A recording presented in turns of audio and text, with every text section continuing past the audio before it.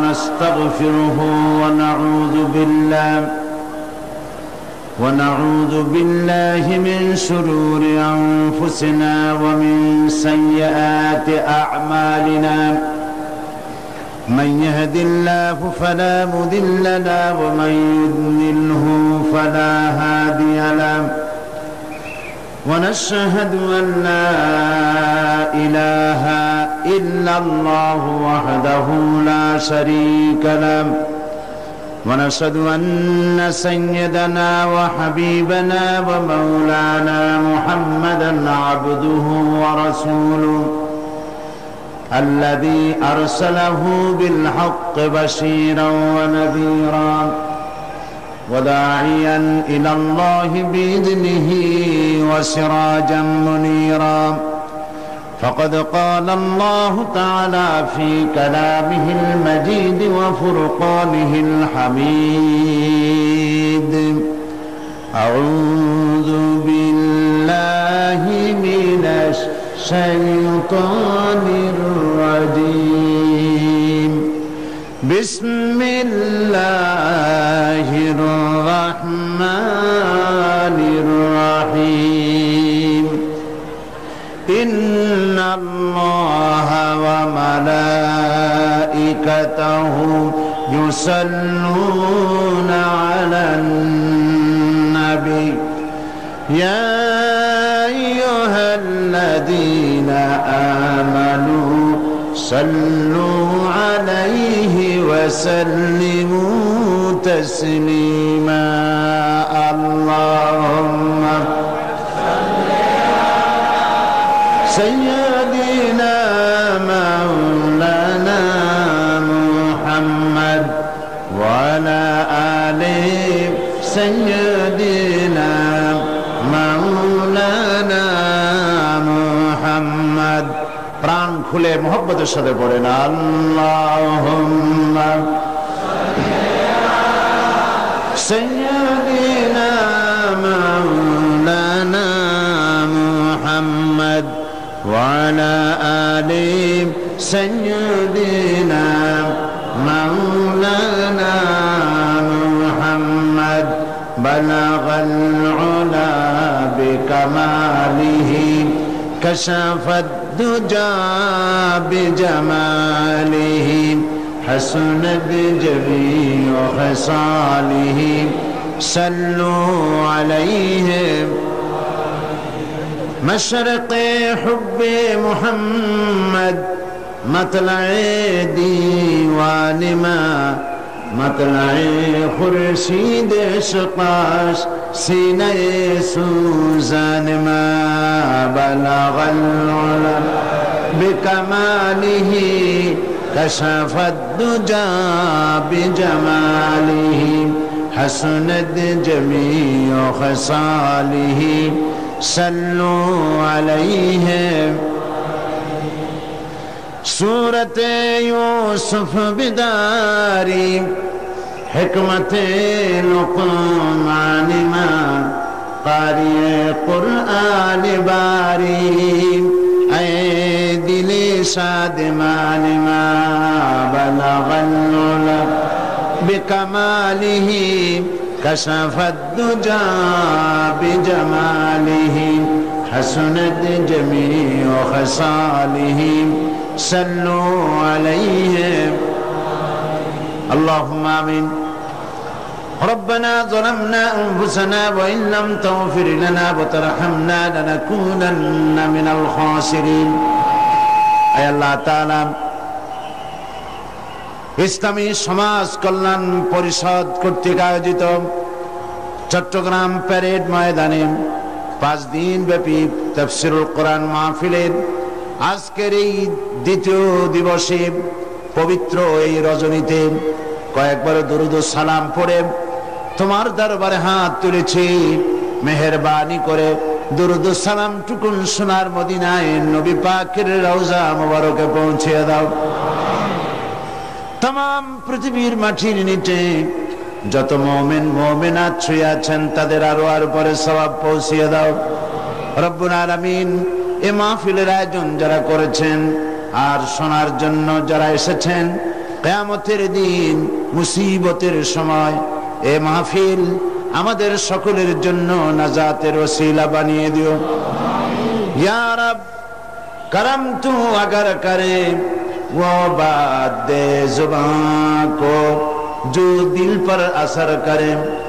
रब्बना तक़ब्बल मिन्ना इन्नका अंतस समीउल अलीम व तुब अलैना इन्नका अंतत तव्वाबुर रहीम।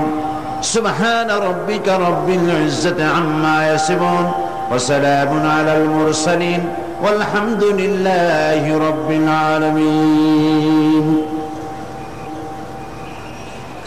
जनाब सभापति अल्लामा हजरत मौलाना शमसुद्दीन साहेब मद्दिजुल्लुल आली, हजरात उलमाए किराम, सम्मानित श्रोत्री मंडली, पर्दार आड़ालेर मा ओ बोनेरा,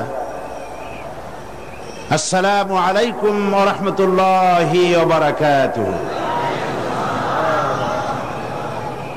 আমরা মহান আল্লাহ সুবহানাহু ওয়া তাআলার দরবারে লাখো কোটি শুকর আদায় করছি যে মহান আল্লাহ তাবারক ওয়া তাআলা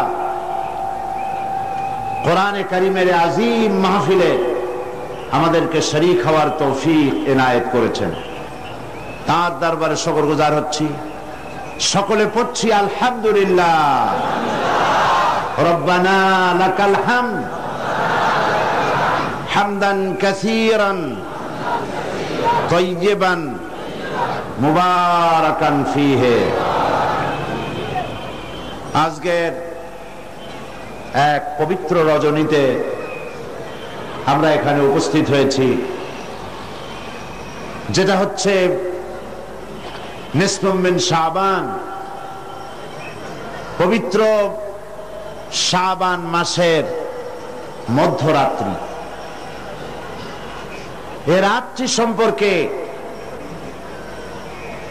রাসূল করিম সাল্লাল্লাহু আলাইহি ওয়াসাল্লামের ইবাদতের কথা হাদিস শরীফে রয়েছে। হযরত আয়েশা সিদ্দিকা রাদিয়াল্লাহু তাআলা আনহা তিনি বর্ণনা করেছেন, আমি ঘুমের থেকে জেগে রাসূল করিম সাল্লাল্লাহু আলাইহি ওয়াসাল্লামকে আমার কাছে পাইনি। খুঁজে খুঁজে তাকে পেলাম, তিনি সেজদায় পড়ে কাঁদছেন। এক বর্ণনায় এসেছে তাকে পেয়েছি সেজদায় পড়ে কাঁদছিলেন, আর এক বর্ণনায় এসেছে তাকে জান্নাতুল বাকিতে পাওয়া গেল। প্রশ্ন করা হলো, হে রাসূল, আপনি কাঁদছেন এবং দীর্ঘক্ষণ সেজদায় পড়ে আছেন। রাসূল সাল্লাল্লাহু আলাইহি ওয়াসাল্লাম বলছেন, তুমি জানো না এটা হচ্ছে নিসফুম মিন শাবান, এটা হচ্ছে শাবানের মধ্যরাত্রি। অর্থাৎ এটা থেকেই রমজান মুবারকের প্রস্তুতি পর্ব শুরু হয়। রাসূল করিম সাল্লাল্লাহু আলাইহি ওয়াসাল্লাম এই রাত থেকেই রমজান মুবারকের প্রস্তুতি গ্রহণ করতেন। ইসলামের মধ্যে সবচেয়ে শ্রেষ্ঠ রজনী হচ্ছে লাইলাতুল কদর। শবে বরাতকে লাইলাতুল কদরের সমপর্যায়ের নেওয়া গুমরাহি। লাইলাতুল কদর হচ্ছে ইসলামের সবচেয়ে শ্রেষ্ঠ রজনী, যে রাতটা হচ্ছে আল্লাহ পাকের কাছে অত্যন্ত পবিত্র, যে রাতটি হচ্ছে খায়রুম মিন আলফি শাহর, সেটা হচ্ছে লাইলাতুল কদর, লাইলাতুল মুবারাক। আজকের রাত্রে একটি পবিত্র রাত। এ রাত্রে রাসূল সাল্লাল্লাহু আলাইহি ওয়াসাল্লাম কবর জিয়ারত করেছেন, নফল ইবাদত করেছেন, কাঁদাকাটি করেছেন। আমরাও আজকে আল্লাহ পাকের দরবারে ধর্ণা দেব। তবে প্রচলিত শবে বরাত যেটা করা হয়, রুটি তৈরি করা, হালুয়া তৈরি করা এবং এগুলি বিতরণ করা, এই রাত্রের জন্যই খাস করে নেওয়া, এটা সঠিক নয়। রুটি হালুয়া বিতরণ প্রত্যেক রাতেই হতে পারে, প্রত্যেক দিনই হতে পারে। কিছু বেদাত চালু হয়েছে এই রাতকে কেন্দ্র করে, চট্টগ্রামে এরকম হয়নি। বাজি ফোটানো হয়। আমি বুঝি না লাইলাতুল বারাতের সাথে বাজি ফোটাবার সম্পর্কটা কি। আল্লাহ পাক এই গুমরাহি থেকে, বিদআত থেকে আমাদেরকে হেফাজত করুন, আমরা বলি আমিন। আজ পবিত্র রজনীতে এর থেকে শ্রেষ্ঠ ইবাদত আর কি হতে পারবে যে আমরা আল্লাহ রাব্বুল আলামিনের কালাম, তার কোরআন থেকে আলোচনা করছি, বা জামাত নামাজ আদায় করেছি এবং করব ইনশাআল্লাহ। এবং এই লক্ষ জনতা আল্লাহ পাকের দরবারে ভিখারির মতো হাত উঁচু করব। আর কোরআনে কারীমের আলোচনার চাইতে শ্রেষ্ঠ মাহফিল, শ্রেষ্ঠ ইবাদত পৃথিবীর বুকে আর কিছু হতে পারে না। আমরা আজকে আমি আলোচনা করব, গতকাল ভূমিকা দিয়ে আমি শেষ করেছিলাম। আজকে আপনারা আরো আলোচনা শুনেছেন। আসলে তো এই আলোচনার কোনো শেষ নাই, আছে নাকি কোনো শেষ? আল্লাহ রাব্বুল আলামিন কোরআনে কারীমের ভিতরে বলেছেন, কুল লাউ কানাল বাহরু মিদাদান লিকালিমাতি রাব্বি লানাফিদাল বাহরু ক্বাবলা আন তানফাদা কালিমাতু রাব্বি ওয়ালাউ জিনা বিমিসলিহি মাদাদা। আল্লাহ পাক বলেন, নবী আপনি বলুন, আমার রবের কালামের ব্যাখ্যা করার জন্য, আমার রবের কালেমার ব্যাখ্যা লেখার জন্য তামাম পৃথিবীর সমস্ত পানিগুলি যদি কালি হয়ে যায়, আর যদি ওই পানিরূপ কালি দিয়ে আমার রবের কালেমার ব্যাখ্যা যদি লেখা শুরু হয়ে যায়, লিখতে লিখতে তামাম পৃথিবীর সমুদ্রের পানিগুলি সব শেষ হয়ে যাবে, আমার আল্লাহ পাকের কালেমার ব্যাখ্যা লেখা শেষ হবে না। হচ্ছে সেই কালামের পানি। যুগ যুগ ধরে লোকেরা শুনছে, শুনবে, শেষ নাই। এত শোনার পরেও কাঙ্ক্ষিত মানের অগ্রগতি, উন্নতি আমাদের হচ্ছে কি? কথা বোঝেন নাই বোধহয়, হচ্ছে না। যে পরিমাণ শুনছি সেই পরিমাণ আমল আমাদের মধ্যে হচ্ছে না। এ কথাটা ঠিক কিনা? এই মাহফিল আজ, এই লাইলাতুল, এই পবিত্র রাত্রে এত লোকের উপস্থিতি হয়েছে, নারী পুরুষ। একজন লোক কি বলতে পারবেন যে জীবনে আমি কোনো ওয়াজি শুনি নাই, কোনো তাফসীর আমি জীবনে শুনি নাই? পারবেন কেউ বলতে? পারবেন না। প্রত্যেক ব্যক্তি শুনেছেন। কেউ 10টা শুনেছেন, কেউ 20টা শুনেছেন, কেউ 100টা শুনেছেন। এবার চিন্তা করুন, কোন মাহফিলেই তো খারাপ কথা বলা হয় না। হাক্কানি আলেম যারা, হাক্কানি ওলামা, হাক্কানি পীর মাশায়েখ যারা, তারা সবসময় কোরআন হাদিস ভিত্তিক কথা বলেন। কোন মাহফিলে বলা হয় না যে চুরি করবেন অনেক সওয়াব পাবেন,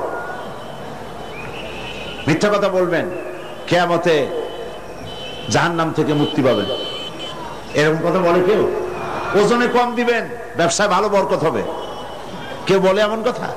পরের জমিনে ডাল ঠেলবেন, জমিনে ফসল খুব বেশি হবে, কেউ বলে এরকম?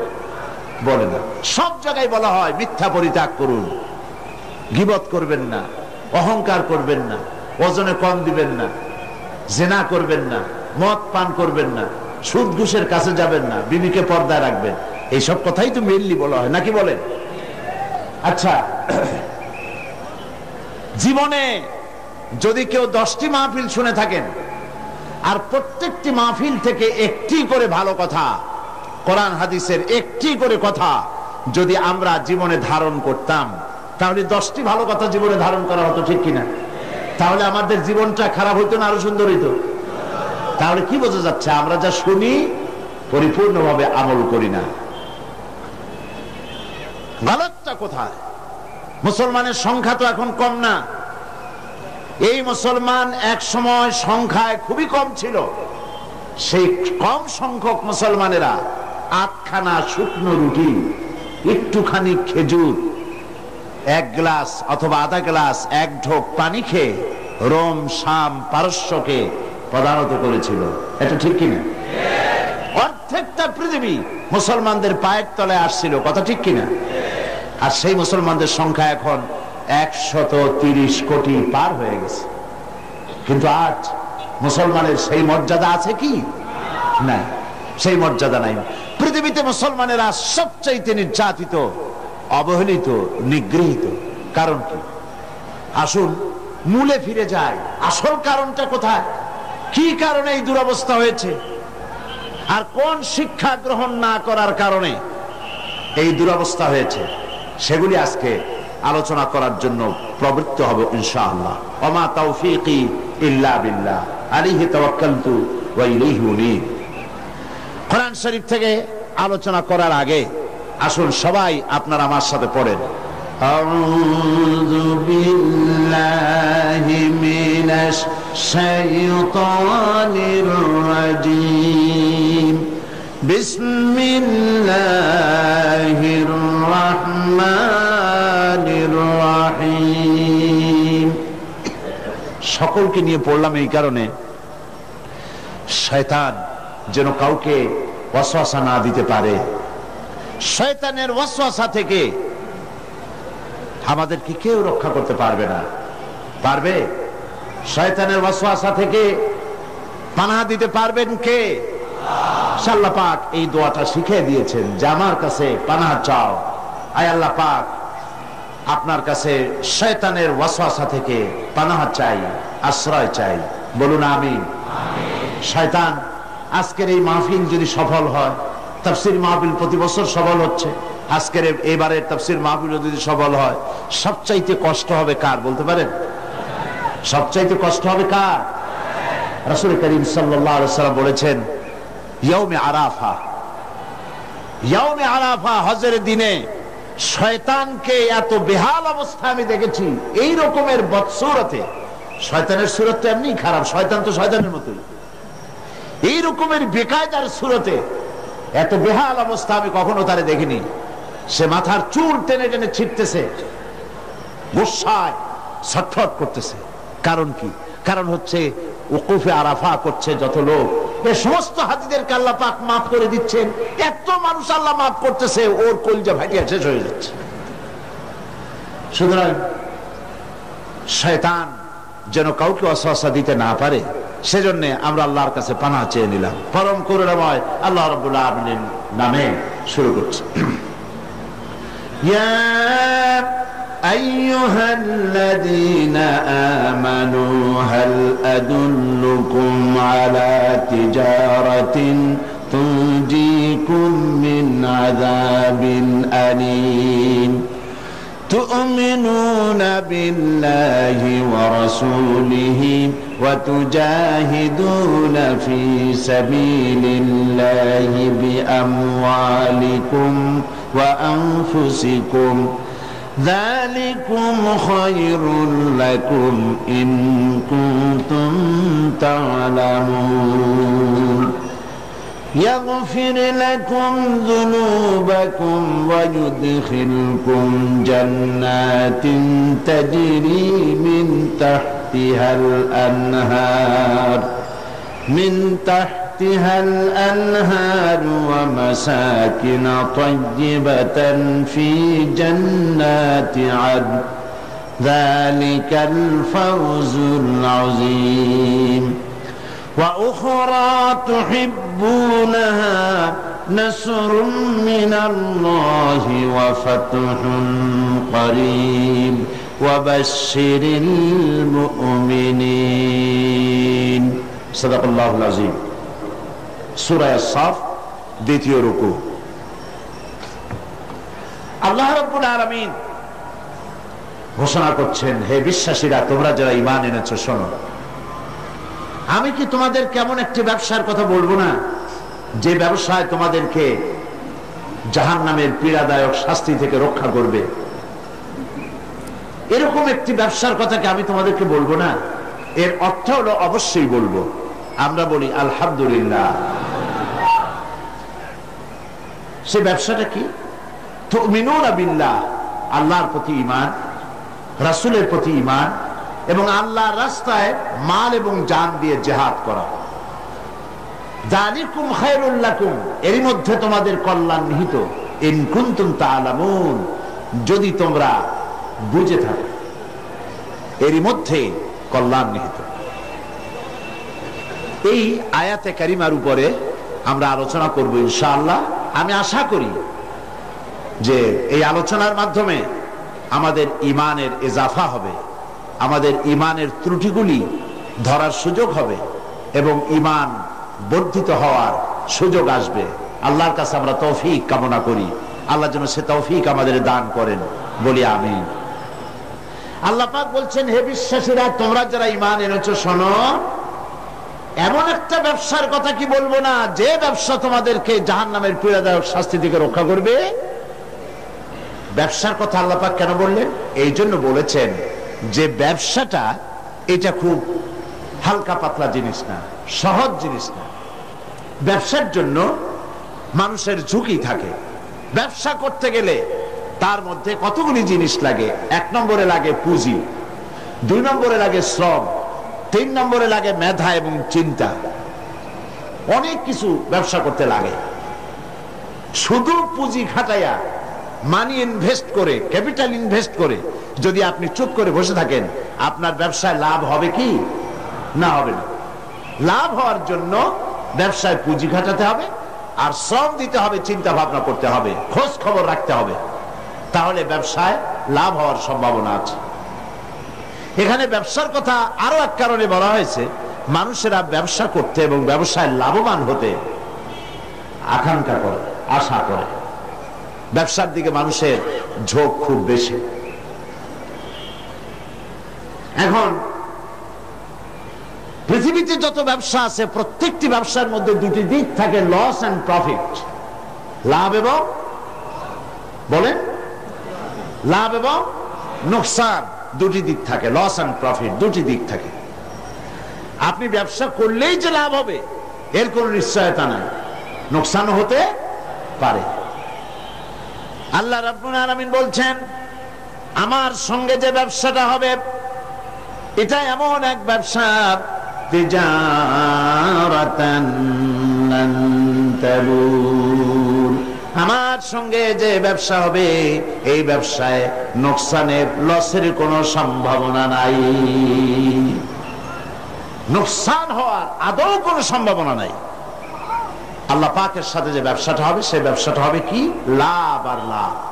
সেই ব্যবসায় কি বলে? লাভ। এই ব্যবসায় 3টা পুঁজি দরকার। কয়টা পুঁজি?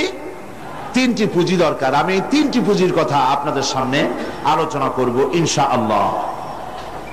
1 নম্বরের পুঁজি হচ্ছে তুমিনুনা বিল্লাহ, আল্লাহর প্রতি ঈমান। এটা হলো 1 নম্বর পুঁজি, আল্লাহর প্রতি ঈমান। সেই পুঁজি আমরা সকলে ইনভেস্ট করেছি। সে পুঁজিটা কি ছিল?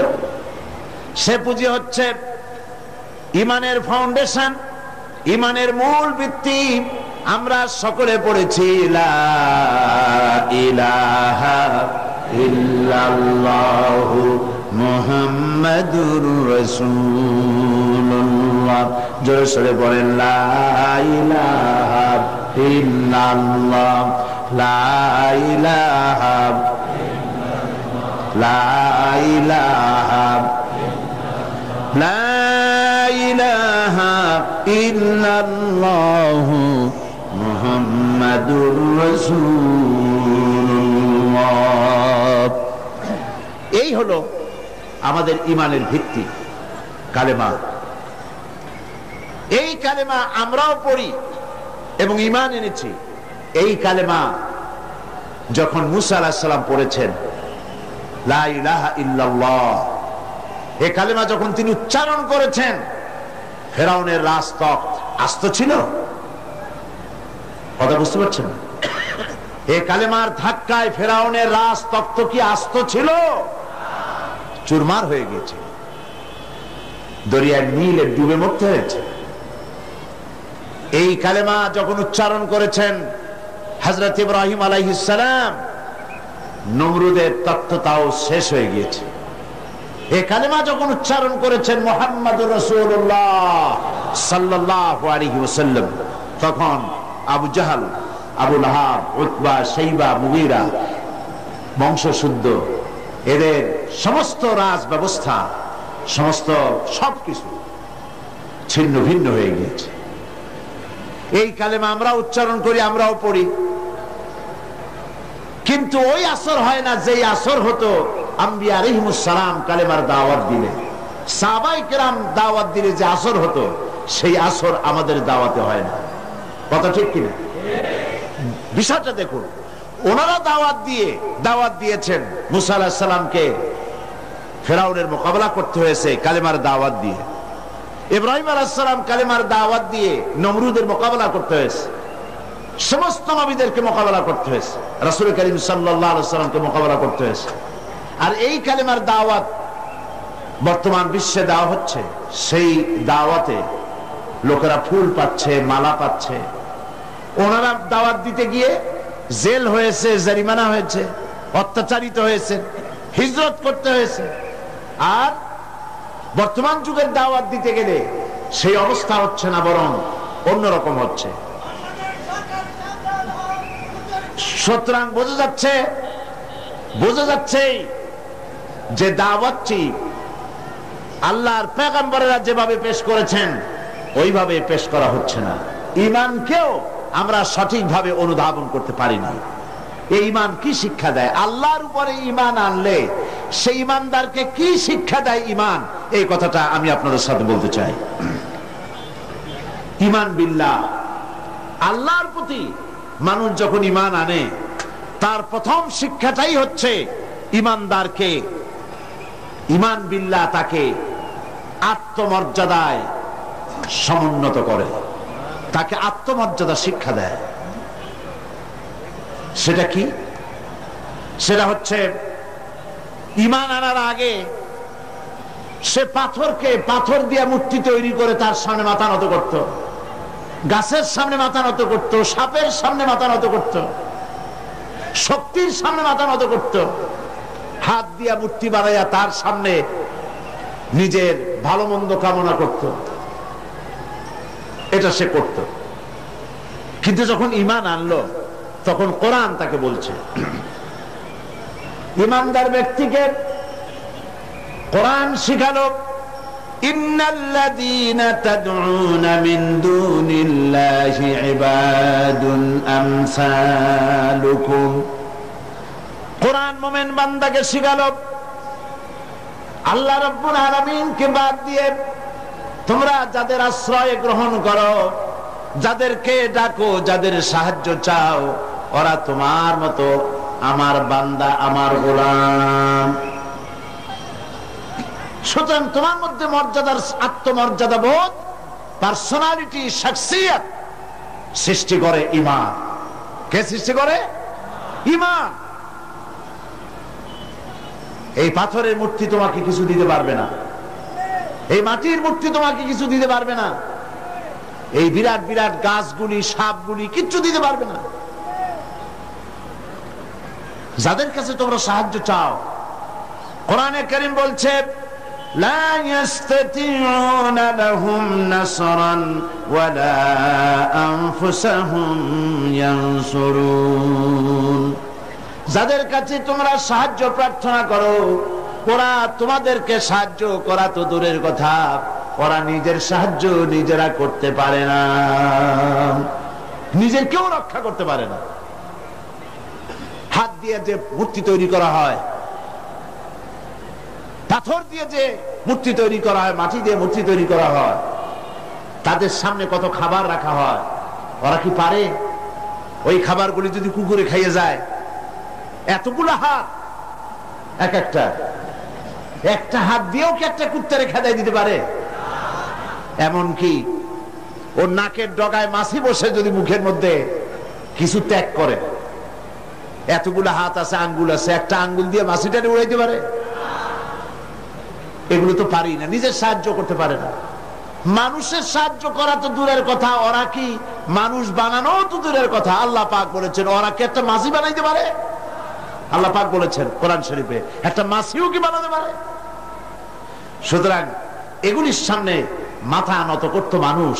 ঈমান তাকে শিক্ষা দিল, তাকে আত্মমর্যাদায় সমুন্নত করে দিল, পার্সোনালিটি দিল যে সাহায্য কারো কাছে চাইতে পারবে না। ওরা নিজেরাই, যার কাছে সাহায্য চাও, নিজের সাহায্য ওরা নিজেরা করতে পারে না।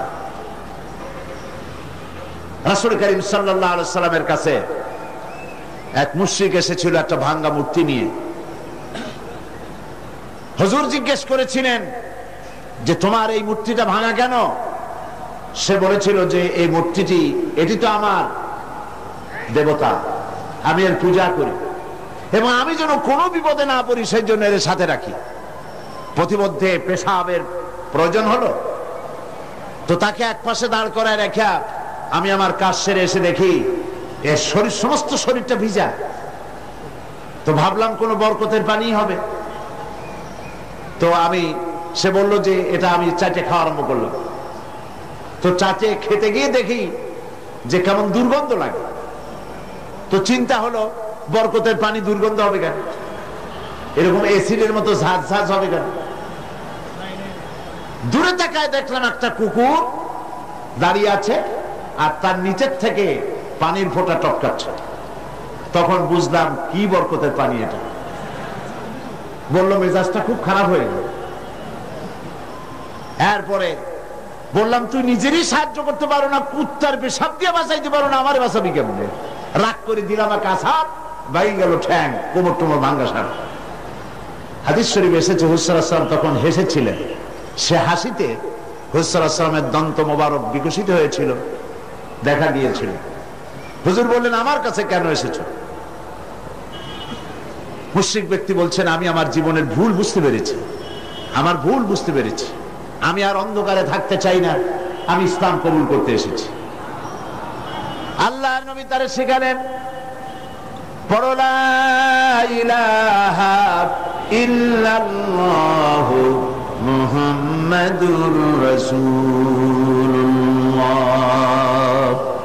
আল্লাহ ছাড়া কোনো ইলাহা নাই, আইনদাতা নাই, বিধানদাতা নাই, এবং তিনি হচ্ছেন সমস্ত শক্তির উৎস। আজকে শক্তির উৎস বলা হয় জনগণকে।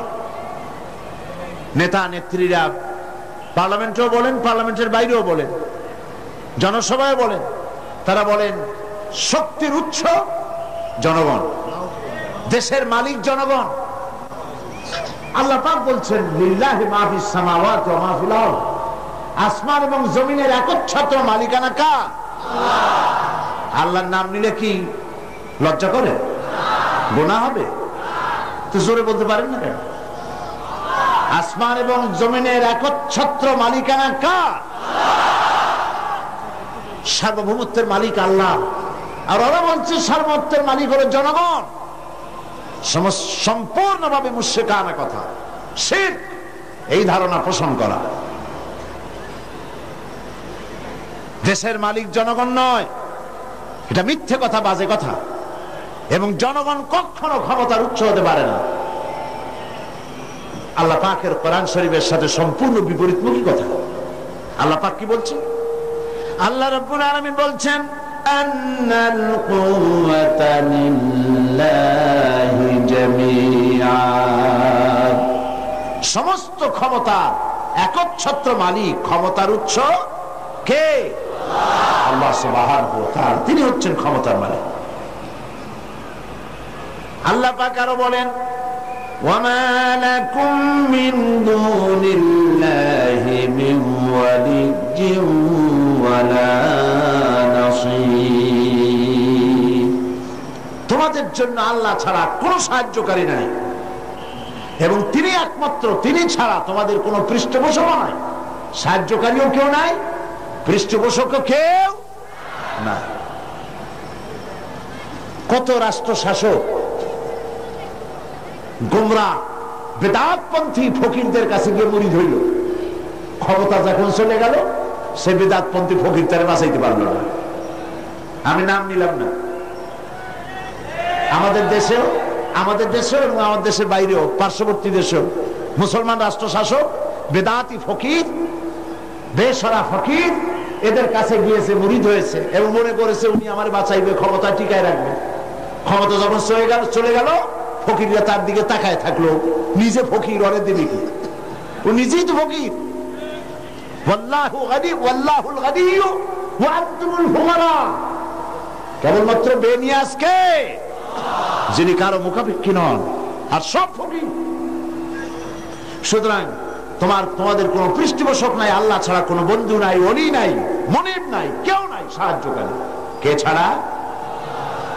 এবার দেখুন আল্লাহ রাব্বুল আলামিন তার হাবিবকে লক্ষ্য করে বলছেন, ওয়া ইন ইয়ামসাসকাল্লাহু বিদুররিন ফালা কাশিফা লাহু ইল্লা হুয়া ওয়া ইউরিদকা বিখাইরিন ফালা রাদ্দা লিফাদলিহি।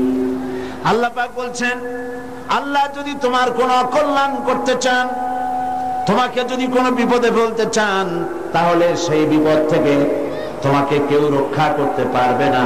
আর আল্লাহ যদি তোমাকে কোনো ফজল ও করম করতে চান, অনুগ্রহ করতে চান, সে অনুগ্রহ প্রত্যাহার করারও ক্ষমতা কারো নাই। সুবহানাল্লাহ।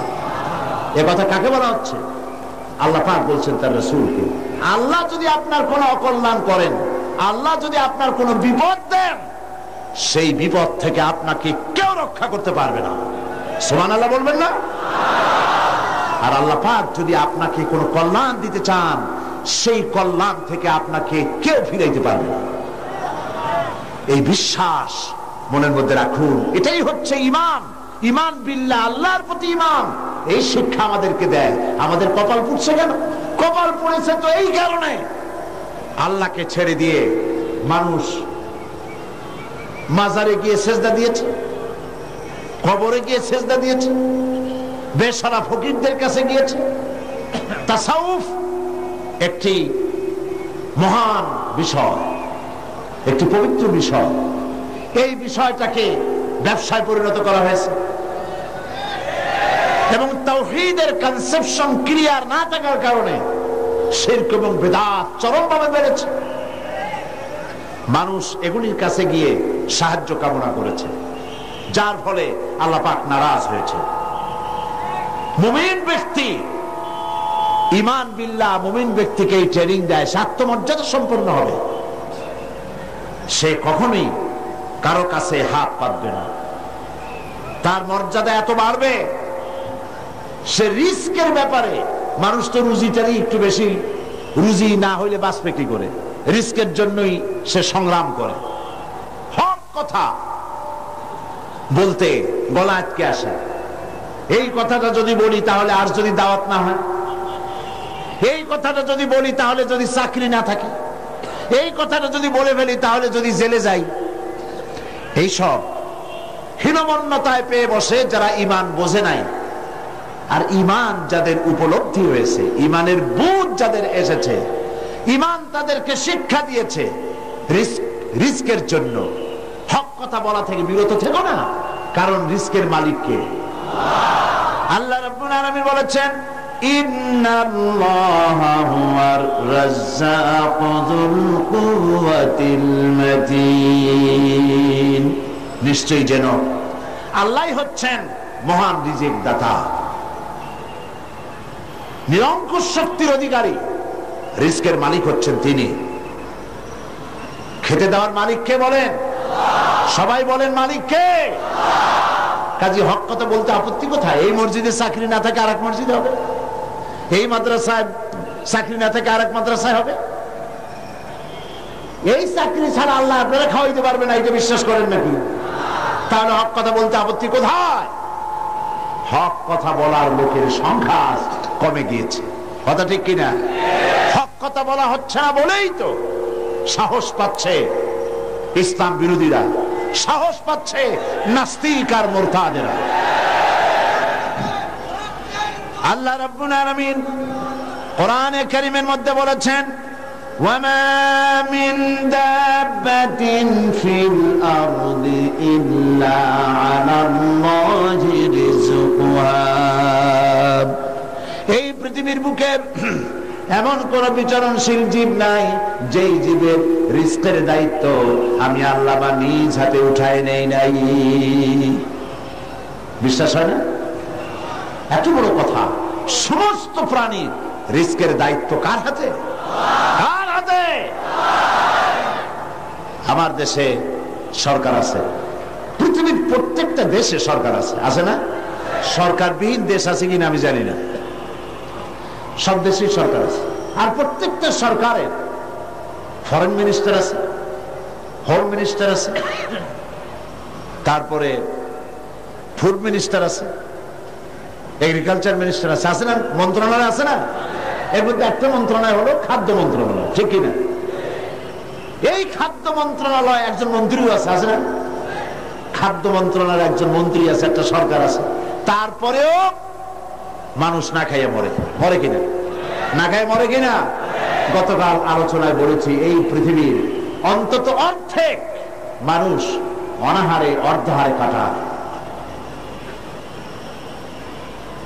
তাহলে গভর্নমেন্ট আছে, খাদ্যমন্ত্রীও আছে, কিন্তু মানুষ না খেয়ে মরছে। অবশ্য খাদ্যমন্ত্রীরা কোনোদিন না খেয়ে মরছে এগুলি শোনা যায় না। তাহলে দেখুন, এরকম একটি গভর্নমেন্ট আল্লাহরও আছে। আল্লাহর একটা গভর্নমেন্ট আছে না?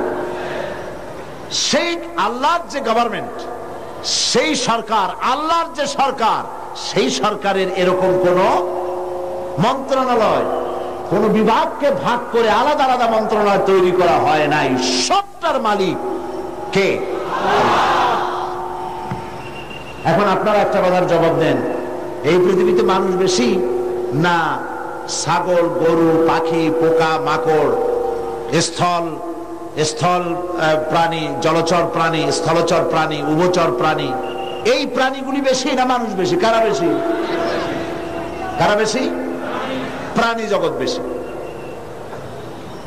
তাহলে আমাদের সরকারগুলি, পৃথিবীর সরকারগুলি প্রত্যেকটা আলাদা আলাদা সরকার, এবং তাদের দেশের উৎপাদন আছে, এক্সপোর্ট ইম্পোর্ট, বিভিন্ন রকমের ব্যবসা বাণিজ্য আছে। এই সব কিছু থাকা সত্ত্বেও মানুষ না খেয়ে মরে। আর আল্লাহর যে সরকার, সেই সরকারটার দিকে তাকিয়ে দেখুন তো, এই অসংখ্য পাখি আকাশে ওড়ে। গত বছর 50,000 পাখি সাইবেরিয়ায় না খেয়ে মারা গেছে, এরকম কোন রিপোর্ট পাওয়া গেছে? অন্তত 40,000 লোট্টাফিশ না খেয়ে মরে ভাসে উঠছে চট্টগ্রামের কর্ণফুলীতে। এরকম কোন আপনারা কোন নমুনা পেয়েছেন? আপনার সুন্দরবনের ভেতরে হাজার হাজার বাঘ আর হরিণ ক্ষুধার জ্বালায় না খেয়ে মারা গেছে, এরকম কোন রিপোর্ট পাওয়া গেছে? পাওয়া যায়নি। কারণ এই গভর্নমেন্ট কে চালায়? আল্লাহ পাক চালায়। সকলকে খেতে দেন, সকলকে খেতে দেন। আল্লাহ রাব্বুল আলামিন বলছেন, وَكَأَيٍّ مِّن دَابَّةٍ لَّا تَحْمِلُ رِزْقَهَا اللَّهُ يَرْزُقُهَا وَإِيَّاكُمْ। কোন জীবই নিজের সঙ্গে খাদ্য সংগ্রহ করে নিয়ে আসে নাই। সমস্ত জীবের খাদ্য আমি সরবরাহ করি, তোমাদেরকেও আমি খাদ্য সরবরাহ করি। খেতে দেওয়ার মালিক কে? আল্লাহ পাক। এই জমিন থেকে আল্লাহ পাক খাদ্য দিচ্ছেন, আকাশ থেকে খাদ্য দিচ্ছেন। আমাদের রিস্ক এই জমিনে নয়, আমাদের রিস্ক কোথায়? আসমানে। আসমান থেকে আল্লাহ পাক রিস্কের ব্যবস্থা করে থাকেন। সুতরাং ঈমান প্রথম যে শিক্ষাটা দিল, ঈমান বিল্লাহ প্রথম যে শিক্ষাটা দিল, সেই শিক্ষাটা হলো এই যে আমি আমার মাথা নত করতে পারবো না, আমার আত্মমর্যাদা সিস্টেমের ব্যাপারে, যে আমি পৃথিবীর কোন মন্ত্রীর গোলাম নই, কোন প্রেসিডেন্টের গোলাম নই, কোন পীর বুজুর্গের গোলাম নই, কোন মানুষের গোলাম নই। আমি গোলাম কেবলমাত্র কার? জোরে বলুন। সে আল্লাহ পাকের গোলাম, যার হাতের মুঠায় সমস্ত প্রাণীর জীবন। তিনি আমাকে খেতে দেন, তিনি আমাকে পড়তে দেন, তিনি আমাকে সাহায্য করেন, তিনি আমাকে বিপদ থেকে বাঁচান। ঈমান। 2 নম্বরে ঈমান বিল্লাহ মানুষকে যে শিক্ষা দেয়, সে শিক্ষাটা হচ্ছে মুমিনকে নিরহংকার বানায়। সুবহানাল্লাহ বলেন। মুমিন ব্যক্তির ভিতরে কোনো অহংকার জায়গা পাবে না। সে বিনয় হবে, বিনম্র হবে, নিরহংকার হবে। কারণ হচ্ছে আল্লাহ পাক তাকে বলেছেন, ওয়া হুয়াল কাহিরু ফাওকা ইবাদি। আল্লাহর কর্তৃত্ব থেকে বেরিয়ে আসার ক্ষমতা কোন মানুষের নাই। আল্লাহ পাক বলেছেন, ইয়া মা'শারাল জিন্নি ওয়াল ইনস, হে পৃথিবীর মানুষেরা আর জিনেরা, ইন ইসতাতা'তুম আন তানফুযু মিন আকতারিস সামাওয়াতি ওয়াল আরদ, যদি সম্ভব করতে পারো আমার আকাশের নিচের থেকে, আমার জমিনের উপর থেকে বেরিয়ে যাও। আল্লাহ পাক বলেন, ফানফুযু লা তানফুযুনা ইল্লা বিসুলতান, কখনোই সম্ভব হবে না আমার আকাশের নিচ থেকে, আমার জমিনের থেকে বেরিয়ে যাওয়া। সুতরাং আমার কর্তৃত্ব থেকে বেরিয়ে যাওয়ার কোন উপায় নাই, আমার কর্তৃত্বের মধ্যেই থাকতে হবে। সেই জন্য কোন অহংকার মুমিন বান্দার মধ্যে হতে পারে না। কিসের অহংকার করবেন? স্বাস্থ্যের অহংকার করবেন। কতটা স্বাস্থ্যের মালিক হয়েছেন? আল্লাহ পাক যদি ইচ্ছে করেন তাহলে ডায়রিয়া দিয়ে দিবেন, এমন ডায়রিয়া হবে। ডায়রিয়া কি খুব শক্ত না পাতলা? ডায়রিয়া পাতলা, যত বেশি পাতলা হয় কয় স্ট্রং ডায়রিয়া। এই পাতলা জিনিস কেমনে স্ট্রং হয় আল্লাহ জানে। এমন স্ট্রং ডায়রিয়া হলো সলিমুদ্দিন কোথায় খুঁজেও পাওয়া যায় না, স্বাস্থ্যের মালিক। সুতরাং স্বাস্থ্যের বড়াই করবেন না, বিদ্যার বড়াই করবেন। কত বড় বিদ্যা অর্জন করেছেন, টাকার বড়াই করবেন। কত টাকার মালিক হয়েছে। আল্লাহ পাক যদি ব্রেনের মধ্যে টিউমার দিয়ে দেন, ব্লাডের মধ্যে ক্যান্সার দিয়ে দেন, আল্লাহ পাক যদি হার্টের মধ্যে মারাত্মক কোন রোগ দিয়ে দেন, সারা পৃথিবী বিক্রি করবেন, ঔষধের পয়সা হবে না। আপনি তো জানেন না কত বড় নিয়ামত ভোগ করছেন। প্রতি মুহূর্তে শ্বাস ফেলছেন, শ্বাস গ্রহণ করছেন, নিঃশ্বাস ফেলছেন, শ্বাস গ্রহণ করছেন। এটা কি নিয়ামত নয়? বলেন, এটা কি নিয়ামত নয়? এই নিয়ামতটা আপনি বুঝেন না। এই নিয়ামতটা বোঝার জন্য যার শ্বাসকষ্ট আছে, শ্বাসকষ্টের রোগী আছে না, বোঝেন তো? শ্বাসকষ্টের রোগীর কাছে গিয়ে জিজ্ঞেস করেন, সে বলতে পারবে একটা শ্বাসের দাম কত। সুবহানাল্লাহ বলবেন না? সুতরাং আল্লাহ পাকের এই নিয়ামত, অর্থের নিয়ামত দিয়েছেন আল্লাহ পাক। অর্থের বড়াই করো না, স্বাস্থ্যের বড়াই করো না, বিদ্যার বড়াই করো না, ক্ষমতার বড়াই করো না। এই ক্ষমতা দেওয়ার মালিক আল্লাহ, আর সিনায় নেওয়ার মালিকও আল্লাহ পাক। মানুষ বোঝে না, মানুষ বোঝে না, ক্ষমতায় পাগল হয়ে বসে এবং সিংহাসনের চতুর্দিকে স্ক্রু নাট দিয়ে টাইট দিতে থাকে, যাতে কখনো এই চেয়ার ছাড়া না লাগে। চেয়ারের হাতল দুই হাত দিয়া ধরিয়া, দুই পাও দিয়া পায়ের সাথে ব্যাট দিয়ে পেঁচাইয়া মজবুত হয়ে বসে থাকে, নড়বই না। কিন্তু থাকতে তো পারবে না। কি বলে? পণ্ডিত জওয়াহরলাল নেহেরু পাগলা গারদ দেখতে গিয়েছিলেন। পাগলেরা দেখিয়া জামা কাপড় কেতাদুরস্ত সুপুরুষ, তাকে দেখে জিজ্ঞেস করছেন, তুমি কে? তিনি বললেন, আমি ভারতের প্রধানমন্ত্রী, আমার নাম পণ্ডিত জওয়াহরলাল নেহেরু। পাগলেরা বলছে, আমরাও যখন এখানে আসছিলাম এই তোমার মতো এরকমের লম্বা লম্বা কথা আমরাও বলতাম, থাকো কিছুদিন আমাদের সাথে, তোমার গরম মাথাও ঠান্ডা হয়ে যাবে।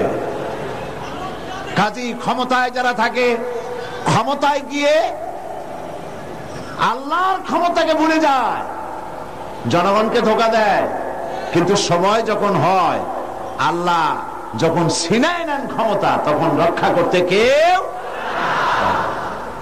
এই জন্য মুমিন ব্যক্তির দ্বিতীয় নম্বরের শিক্ষা হচ্ছে মুমিনকে ঈমান বিল্লাহ, তাকে বিনয় এবং বিনম্র হওয়ার শিক্ষা প্রদান করে।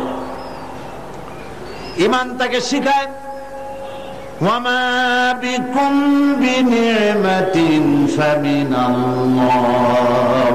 আল্লাহ পাক বলেন, যে নিয়ামতই তোমরা লাভ করেছো আল্লাহ পাকের পক্ষ থেকে, আল্লাহর নিকট থেকেই তা এসেছে। সুতরাং অহংকার করো না, আল্লাহ পাক নিষেধ করেছেন। কোরআনে কারীম বলছে ওয়ালা তামশি ফিল আরদি মারহান ইন্নাকা লান তাখরিকাল আরদা ওয়া লান তাবলুগাল জিবালা তুলা। আল্লাহ পাক বলেন অহংকার করে আমার জমিনের উপরে হেঁটো না, অহংকার করে পদাঘাত করে আমার জমিনটাকে বিদীর্ণ করে দিতে পারবে না, আর অহংকার করে লাভ দিয়া আমার পাহাড়ের উচ্চতাও ছাড়াই যেতে পারবে না। পারবে? অহংকারের ঠেলায় সালামও দিতে চায় না। আছে কিনা এরকম মানুষ? সালামও দিতে চায় না। তুমি যে অহংকার করো, তুমি কি পারবে তোমার পাও দিয়া লাথি মেরে জমিনটারে ভাড়ায় দিতে? তুমি কি পারবা লাভ দিয়ে পাহাড়ের উচ্চতা ছাড়াই যেতে? তাহলে কেন অহংকার করো? বরং মোমেন বান্দার খাসলত হচ্ছে এই, কোরআন বলছে ওয়াইবাদুর রাহমানিল্লাযীনা ইয়ামশুনা আলাল আরদি হাওনা। দয়াময় আল্লাহর বিশিষ্ট বান্দা যারা, তারা দুনিয়ার বুকে বিনয়ের সাথে তারা চলাফেরা করে, অহংকারের সাথে তারা চলাফেরা করে না।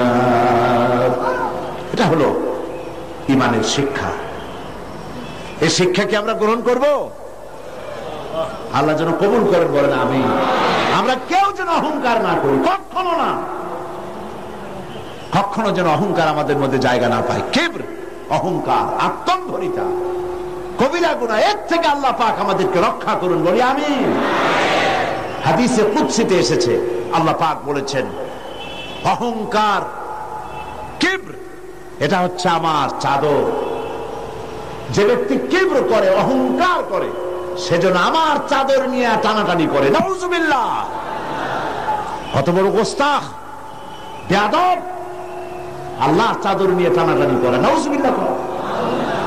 এটা হচ্ছে 2 নম্বরের শিক্ষা।